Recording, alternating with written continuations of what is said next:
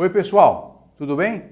Você, Speakinalto, amigo que sempre nos segue há 10 anos. Eu desejo um bom dia, boa tarde, boa noite, em suma, o dia, o momento que você estiver do dia, eu quero que você esteja bem.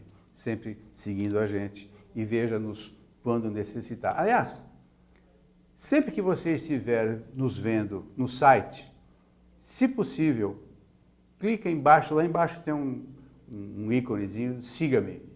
Se você puder dar uma clicadinha lá, é legal, cria um estofo maior para a emissora. Livros em Revista, Ralph Peter falando com vocês novamente, programa que vai ao ar toda quarta-feira às 19 horas, na BCC Television. Eric Francato, poeta, escritor, teatrólogo, com 6 livros editados, jovem desse jeito, já com 6 livros, sendo que 4 para adultos e 2 para crianças. Lançou há pouco Bruxa de Vermelho, A Bruxa de Vermelho, pela editora dos Frades. Tudo bem, meu caro? Muito obrigado. Tudo bem. Por ter vindo de Araras, especialmente para abrilhantar o programa, dar colorido ao programa. Eu que agradeço o convite, primeiramente. Muito obrigado por ter me convidado. É importante estar aqui para nós conversarmos de um assunto que sempre é pertinente, que é a literatura. Afinal, a literatura é que proporciona o começo da vida de todo mundo, principalmente nessa fase da infância, que é o livro aborda isso, na Bruxa de Vermelho. Né? Eu sempre fui, continuo sendo, aqui vou morrer fazendo isso, acredito, ferrenho batalhador pela literatura infantil. Sim.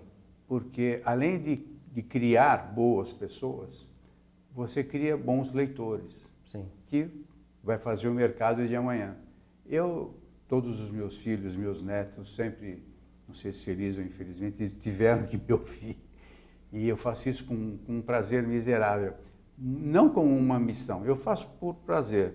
Mas eu acho que todo pai responsável, avô, tia, tem que dedicar um pouquinho do seu tempo, e é pouco mesmo, Sim.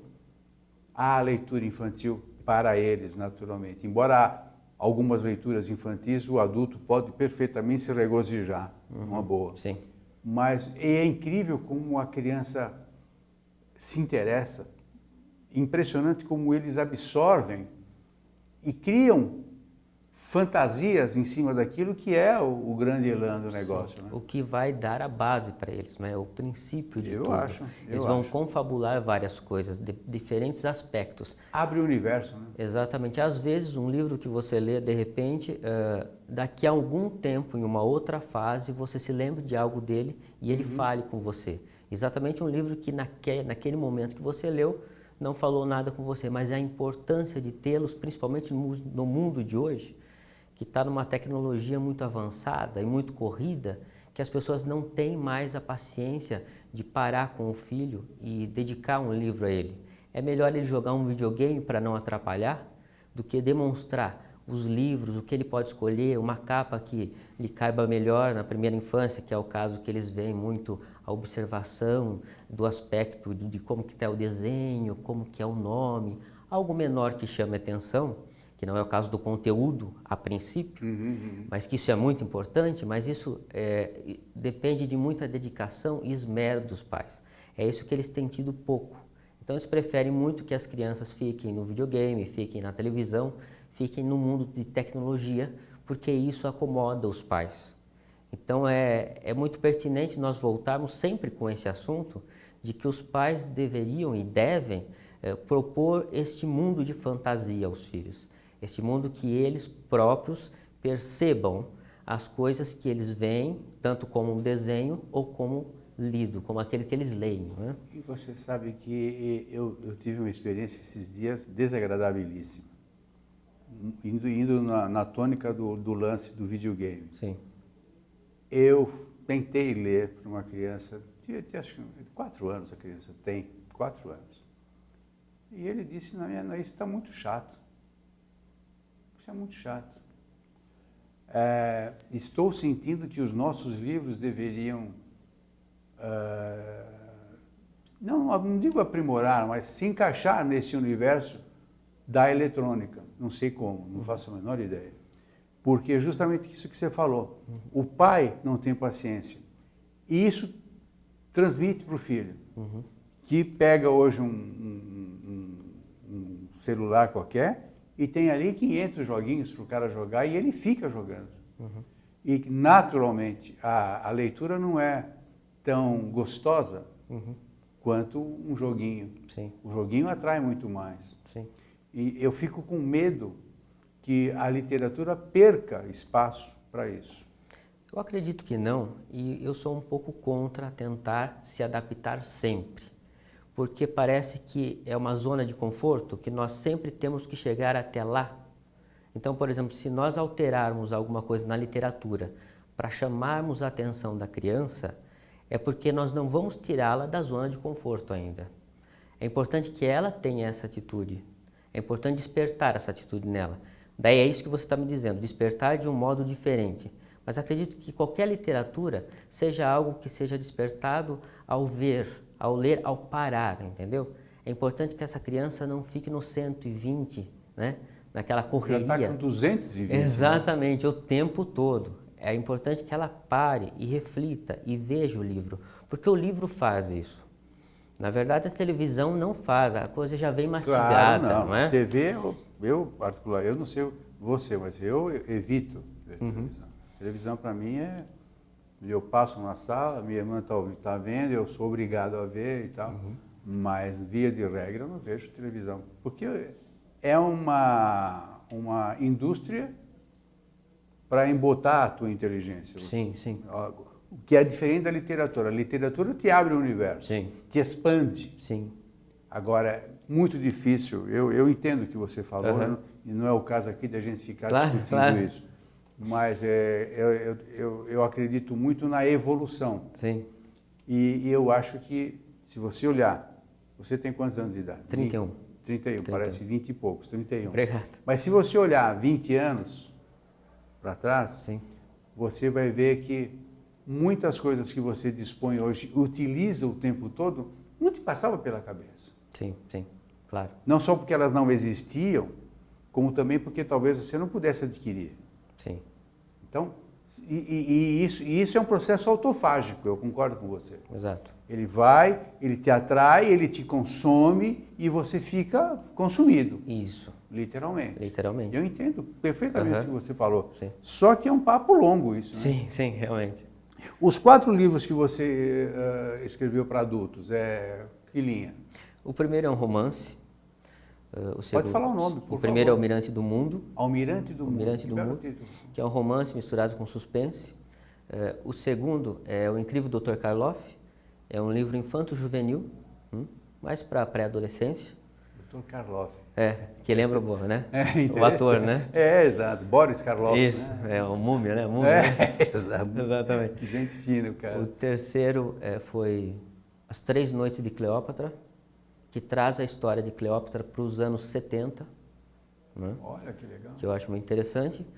O quarto foi um livro de administração, que é o Chefe e o Líder, que eu mostro as diferenças entre o que é chefe e o que é líder.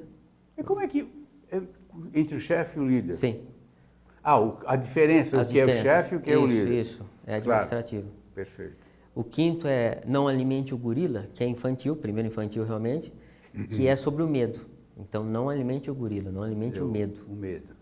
E este que é a Bruxa de Vermelho. A Bruxa de Vermelho. O que fala a Bruxa de Vermelho? A Bruxa de Vermelho começa pelo título, porque todas as bruxas são, né, aquele... De preto, chapelão preto. Exatamente. Então, é o estereótipo da bruxa. Feia para burro. Exatamente. Então, se ela tem vermelho é porque ela tem alguma coisa diferente. Então, ela tem alguma coisa diferente para mostrar. Sei. Na história, evidentemente. Então, a bruxa que ela, de repente, tiram o sol dela, tiram a trajetória da vida dela, ela está tocando uma harpa e um rouxinol aparece, na verdade, sem intenção, na história ele aparece, o rouxinol. É uma história em rimas. Sim, muito bonita, por sinal. Isso. Ele aparece sem intenção e o canto dele tira a melodia da harpa dela. E isso a deixa com muita raiva, porque tira o sol dela. Daí eu já entro numa outra perspectiva.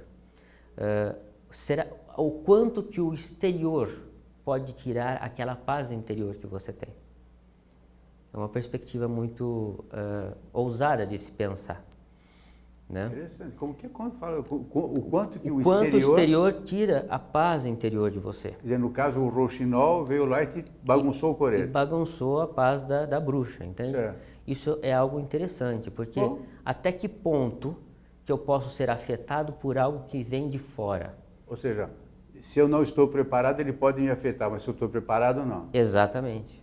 É por isso que existe toda essa filosofia de existencialismo, essas coisas de reflexão, observação. Eu sempre fui muito observador.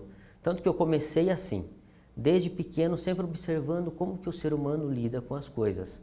E escrever, eu comecei antes de escrever, porque eu não sabia escrever, obviamente, eu passava por desenho.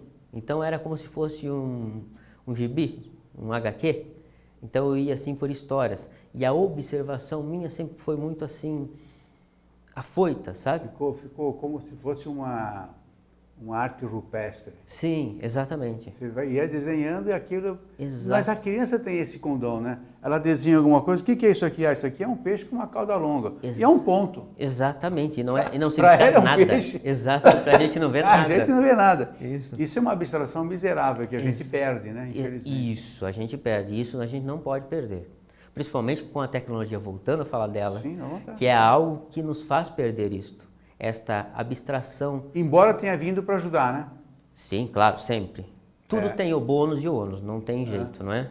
Tem coisas que vêm desse modo, mas a gente não pode, como você estava dizendo aquele momento, deixar que ela consuma todo o nosso ser a todo 24 horas, não tendo tempo de ver alguma coisa metaforicamente, filosofar, abstrair outras coisas, não é?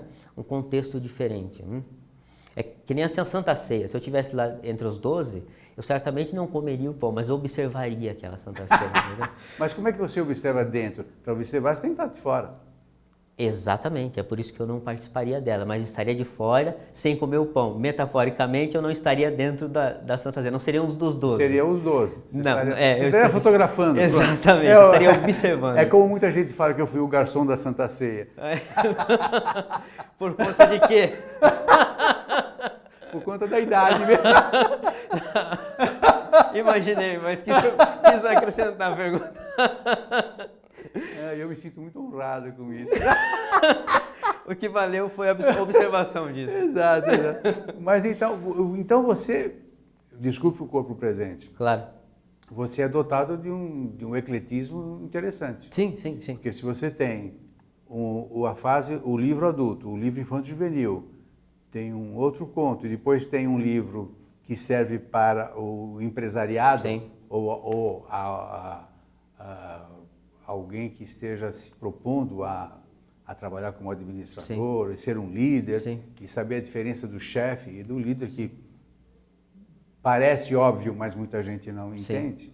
E depois você parte para dois livros infantis. Isso é um ecletismo maravilhoso, muito valioso. Sim, é porque... E você é teatrólogo também? Sim, também sou ator. Eu sou formado em marketing, ator, né, e escritor. Ainda bem que você não é ator, né? Desculpa, Não, ator, horroroso não. Isso, horroroso. Você deve ter ouvido isso um monte de vezes. Pior que não. Foi agora? Foi agora. Mas eu tenho visto, falando que você é ator, eu tenho visto, recebido releases de pessoas, palestrantes, que ensinam os administradores, líderes, a arte da apresentação, a arte teatral, porque eu nunca participei de um curso desse.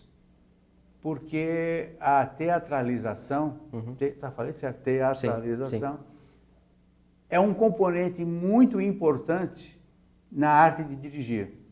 Você concorda com isso? Existe isso? Você já participou de algum curso desse? Isso existe e está bem em voga isso ultimamente, né? Você já recebeu isso também? Já vi. Eu tenho uns 5 anos para cá e eu tenho recebido isso acho que uma vez por mês. Mas eu não sou adepto, não gosto, não acho legal. Eu acho que a liderança é nata. A liderança é um outro processo e não esse de realizar esses teatros. Eu acho que o teatro, fora da área de teatro mesmo, de peça, falando teatralmente, quando você quer conduzir alguém, me parece muito falso, me soa muito manipulador, compreende? Então eu prefiro que as pessoas se identifiquem. Mas você não crê, mas tudo bem, eu também concordo com você. Sim. Eu, por exemplo, não serviria para representar e tal. Porém, eu acho que se a pessoa tem talento e ela não busca burilar-se, é um talento que fica com ela, morre ali. Talvez esses cursos, eu estou sempre contradizendo Sim. você, não é ideia, mas talvez esses cursos tragam em si o condão de fazer eclodir um talento e a partir dali melhorá-lo. Mas E aí... outros ficarão pelo caminho, obviamente. Sim. Obviamente. Assim como o líder. Ninguém nasce líder. Porém, se ele nasce líder e ele não vai buscar uma amplitude, ele não vai buscar melhorar-se, ele morre liderado. Meu triste modo de ver. Quer dizer, eu não creio que esses cursos, que não conheço nenhum, hein, não estou aqui fazendo defesa deles, Sim, claro. mas sim do seu âmago. Esses cursos talvez tragam em seu bojo justamente a possibilidade de alguém aflorar-se e não manipular. Talvez um outro possa ser manipulado, mas que depois, no caminho, é abortado. Mas quando eu digo de manipulação, é quem fará aquilo que está como aluno até então. Mas fica por pouco tempo. A natureza sim. faz uma peneira miserável. Assim como as câmeras, por exemplo, eu falo sempre para os convidados. Por isso que a gente leva o programa em termos de bate-papo. Sim. Porque a câmera flagra quando você está sendo falso. Você é teatrólogo, você deve imaginar que isso aconteça. A câmera, ela tem ela capta a tua alma. Então, se você sorrir com um sorriso de almanaque, como eu falo, um sorriso amarelo, você sorri isso uma ou duas vezes. Sim. Depois o espequinalta nunca mais te vê. Pá, esse cara é um canastrão, é um manipulado, ou tenta me manipular. O que esse cara pensa que eu sou? Sim. Bobagem. E não te assiste mais. Aquilo que eu falei, você fica pelo caminho. É um dos tantos fracassos que existem por aí. Você concorda com isso? Concordo. É exatamente isso realmente que eu penso. Mas é importante que às vezes, esses fracassos, às vezes se dão bem. E é esse o meu medo. Mas é um em 1 milhão. Não... mas assim como vezes... um dia desses eu fui assistir uma cantora, não vou nem falar onde, porque senão se identifica, aqui em São Paulo, que olha, eu nunca fiz isso, tenho 70 anos, eu nunca fiz o que eu fiz sexta-feira passada. Eu saí na terceira música. De tão ruim que era. Tão ruim, uma coisa louca, um negócio... Sabe que dá a impressão? Mas a mulher tinha uma voz curta e absolutamente desafinada. Agora, o grupo que a seguia, os músicos, em primeiríssima linha. A impressão que me deu, para encerrar, senão nós vamos falar do teu livro, é que a mulher ou o marido dela tem grana e ela tem um sonho de cantar. Então, pagou por isso. Entendo. Mas olha, não vai vender. Para mim, pelo menos, eu paguei o ingresso. Olha, mas eu nunca na minha vida eu fiz isso. Não dava para... Bom, vamos lá. Qual é o público que você prefere, já que você é tão eclético? Não tenho preferência de público. Eu prefiro... eu prefiro as pessoas que pensem, que filosofem. Eu prefiro pessoas que não queiram um livro mastigado. Eu não dou um livro mastigado para ninguém, entende? Eu não dou detalhes mínimos das coisas que acontecem durante o livro. Eu dou mais ou menos um caminho. Eu gosto que as pessoas sigam aquela fantasia ao modo que elas vão lendo e do modo delas, entende? Eu não gosto daquelas pessoas que às vezes se perguntam assim: Eric, mas eu gostaria um pouco mais de detalhe, parece que eu não entrei completamente nesse livro. Aí, não é? Cabe a cada um. Aí é seu ponto de vista. Sim, mas ela tem o direito de questionar isso. Ah, claro, tem esse direito, mas eu tenho o direito também de responder nada. Não, mas você não acha que isso fica meio arrogante? Sei que não é essa a tua ideia. Não, não é. Eu sei que não. Mas eu estou me colocando no lugar da pessoa que pergunta para você e você dá uma resposta dessa. Pô, eu não sei, pensa como você quer. eu talvez me calaria, não daria essa resposta. Estou dizendo em Tá, relação ao público. Não, eu imaginei que você tivesse respondido a alguém isso. Não, jamais faria isso. Tá, então eu te pergunto. Então, eu acho legal, é inteligente. Ou seja, o final principalmente, ou o cerne da história toda, fica por conta do que ele sente. Sim. Mesmo porque, se esse teu leitor hoje, como você falou no início, isso acontece comigo com muita frequência. Se eu leio um livro hoje que eu li há 10 anos, eu tenho outra visão. Sim. Eu vejo ele diferente. Isso acontece com viagens que você faz. Uhum. Você viajou para Buenos Aires, por exemplo, ou para Araras. Sim. Sou um visitante de Araras. Então tem lá aquelas coisas básicas que todo turista gosta de ver. Mas existem detalhes que, dependendo do momento em que eu estou, eu não vejo, eu não percebo. Exatamente. E no livro é a mesma coisa. Sim. Presumo. Sim. Agora que você abriu que você gosta de jogar o assunto para que o cara resolva, Sim. acho legal isso. Isso acontece muito com cinema. O cinema sueco é assim. Sim. Bergman, né? Por exemplo, Exato. Ele né? joga lá, você entende o que você quiser. Exatamente. Dane-se. É. E a gente se dana mesmo. Mas aí que está a filosofia, o caso de pensar. É isso que eu busco tanto, sabe? É isso que eu imagino tanto. As pessoas, elas perderam um pouco essa noção de sentarem e pensar direito no que está acontecendo. Você sabe que eu tenho impressão, isso já há algum tempo, hein? Desde há muito tempo, Sim. eu comecei a perceber que existe uma certa maquinação, não sei se voluntária ou não, para a idiotização da população. Eu vejo isso nos desenhos animados, onde há excesso de brutalidade, excesso de burrice, excesso de tudo que é ruim, mas dificilmente tem algo de bom, a não ser o entretenimento, com aspas. Você não tem essa impressão? Não muito, sabe, Ralf? Eu acho que mesmo que for um As pessoas estão burras. Pô. mesmo que for um desenho ruim, eu acho que se você tem a capacidade de discernição, de discernir alguma coisa, tirar alguma coisa de bom daquilo, eu acho que é muito importante. Mas você vai contar, mas sabe que aí é que está. Aí nós entramos num outro papo do ambiente. Então você tem uma criança da classe C, por exemplo. Da cultura, você está dizendo. Exato. Não, eu do ambiente, porque a criança da classe C também vai na escola. Claro. Claro que não vai na mesma da classe A, mas ela vai numa escola Sim. e tal. Tem um modo de andar, vamos chamar assim, culturalmente falando. Sim. Então, eu tenho um poder de discernimento de acordo com as informações que eu tenho. Mesmo que eu tenha um grandioso poder de abstração, eu estou jogando isso para você, Sim, porque claro. pode ser que eu esteja errado. Sim, claro. Mesmo que eu tenha um grande poder de abstração, se o meu ambiente não permite passar de determinada linha, eu não passo dali também. Sim, concordo. Não é isso? Sim, exatamente. O ambiente faz toda a diferença. Eu acho que faz, sim, viu? A circunstância, a situação, por tudo que se passa. Principalmente circunstância. Claro. E me lembra uma coisa, quando você me disse que eu lhe respondi que cada um tem que ter seu ponto de vista ao ver o livro, eu me lembrei de algo muito importante. Você entra numa galeria de arte, tem o quadro. Às vezes tem o nome do quadro, uma legenda. Mas nunca tem explicação do que é aquele quadro. Cabe a você imaginar o que é aquele quadro. E toda a arte eu vejo assim.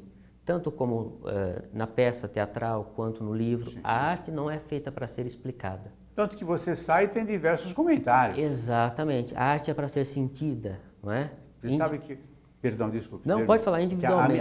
A minha ansiedade foi maior que a educação. Não, pode falar, é isso mesmo. Você sabe que uma vez eu conversando com um pintor, pintor, escritor, o Antônio Petkoff. Sim. Eu perguntei para ele, eu comprava as artes dele e ficamos amigos. Eu escuta, como é que você define a arte? Ele falou, não define. Exato. Você gosta ou não gosta? Sim. É igual agora eu estou falando, ele não falou isso. É igual um pedaço de pão. Você pode gostar ou não gostar. Se você está, por exemplo, com um fígado baleado, qualquer comida que você coma não vai te fazer bem, você vai gostar. Circunstância que você mencionou. Exatamente. Então vai por aí. Vamos falar de novo do teu livro, vai acabar o tempo, a gente não fala. Sim, Quem ilustrou o teu livro? Foi você mesmo? Não, foi Thaís Félix. É uma boa ilustradora. Muito Fez boa. um trabalho muito bom. Muito boa. É o tipo da ilustração que quase faz com que a criança entenda sem a legenda. Sim, exatamente. Muito legal. É. Achei ótimo. Eu fiquei bem em cima, sabe? A gente fez um trabalho bem conjunto, assim. E deu certo. Porque, deu certo, ficou muito boa a ilustração. Ela entendeu o que você pensou. Sim, sim. Depois de um tempo, ela começou já a falar a língua que eu já estava propondo para o livro. Você também dá aula de teatro. De teatro. Que é muito importante, que é a expressão da criança, né? Ela consegue se expressar. Então é só para criança que você dá aula de teatro? Não, criança e adolescente, para o público que está na escola ainda. Como é que eles recebem você? Eles gostam, eles vibram? Como é que é? Eles gostam muito de teatro, porque no teatro eles podem brincar com os personagens, né? Eles podem cada hora ser algum personagem. E isso traz... Porque todo mundo tem todos os sentimentos, você sabe disso. Basta a gente alimentar alguns, outros a gente tem que enterrar e assim vai a vida da gente. Circunstancialmente falando. Exatamente, mas essa é a vida. E é muito importante quando eles vão com um personagem, algum exercício teatral que exponha algo que eles gostariam de expor, mas não tem essa facilidade ou essa situação ocorra dentro da classe, dentro da casa. Então, no teatro eles conseguem envolver mais esses sentimentos que eles têm. E eles se expõem, né? Sim, é muito. E daí, essa exposição faz parte, logicamente, da expressão sentimental que eles têm, que isso ultimamente é muito contido, né? A expressão, como que a gente se expressa hoje? KKKKK, RS. É verdade. Então faz muito parte da expressão literal que eles sentem, né? Fora do mundo da informática. Então isso viabiliza um outro universo fantasioso a eles. E você já notou que se isso, naturalmente com reunião de professores, se isso resulta em melhoria das outras disciplinas? Com certeza, eles buscam ter mais foco. Olha só. Porque daí eles conseguem analisar que algumas coisas precisam de mais foco, principalmente no começo, né? Que é a educação infantil, primeiro ano, segundo ano, que eles estão ainda se alfabetizando. Eles gostam muito de casa de brincar, às vezes não tem os pais que dão muito limite, que você sabe disso. Isso que eu ia te perguntar, o pai tem algum pai machista que chega lá, meu filho não vai fazer teatro? Não, daí é por escolha, né? Se o filho não quer fazer teatro, não faz. Perfeito. Né? Porque daí já é uma coisa extra. Não faz parte do currículo obrigatório. Extracurricular. Então não quer fazer teatro, não faça teatro. Daí vai pela escolha da criança e dos pais. Meu caro, bom papo. Um ótimo papo. Adorei, com certeza eles também adoraram. Se mal os conheço, porque acaba o programa, eles mandam um e-mail. Não gostei daquele cara. Você com certeza vai ser nota 100. Obrigado. Infelizmente o nosso tempo esgotou. Quero novamente agradecer a oportunidade. Não tem que agradecer nada. Que é e isso? agradecer a todos que assistiram a nossa conversa. Não sei quais os... Muitos estão conversando conosco, acredite. Que bom. Muito obrigado. Meu caro, receba o nosso presentinho. Muito festejando obrigado. Os nossos 10 anos de trajetória. Bacana, adorei. Muito obrigado. E você hoje faz parte dele. Obrigado, grato por isso. Prazer nosso. Prazer meu. Valeu? Nós conversamos com o Eric Fancato, escritor, teatrólogo, professor e um monte de coisa. Obrigado pela paciência, audiência, até já.